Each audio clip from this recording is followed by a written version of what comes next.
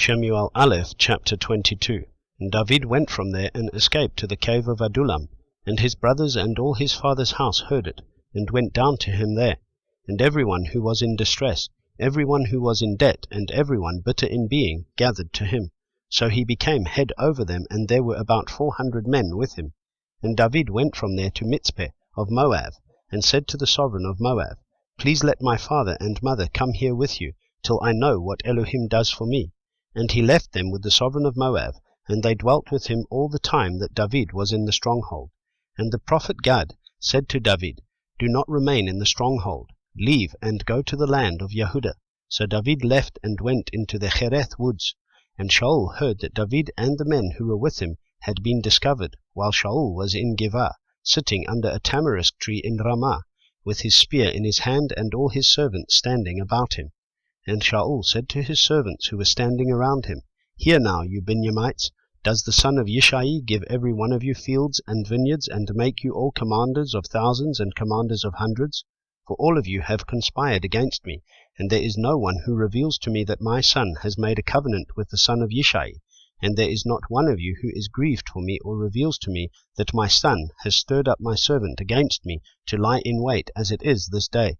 And Doeg the Edomite, who was set over the servants of Shaul, answered and said, I saw the son of Yishai going to Nov, to Ahimelech son of Achituv, and he inquired of Yahweh for him, gave him food, and gave him the sword of Goliath the Philistine. And the sovereign sent someone to call Ahimelech the priest, son of Achituv, and all his father's house, the priests who were in Nov, and they all came to the sovereign. And Shaul said, Hear now, son of Achituv. And he answered, Here I am, my master.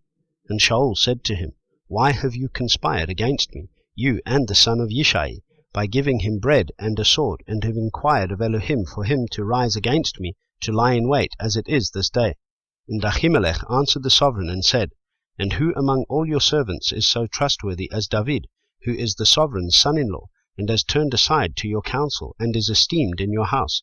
Have I today begun to inquire of Elohim for him? Far be it from me.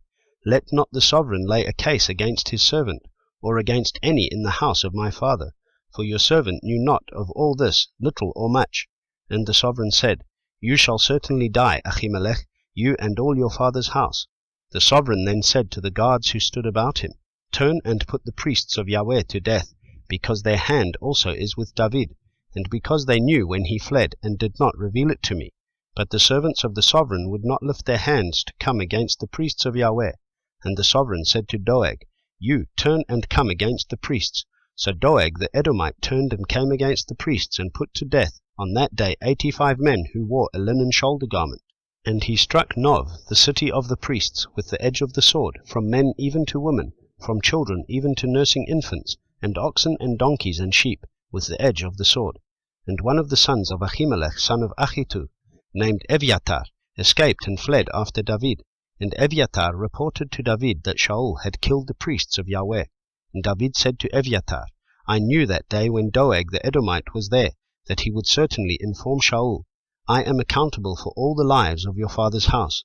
Remain with me, do not fear, for he who seeks my life seeks your life, but with me you are safe.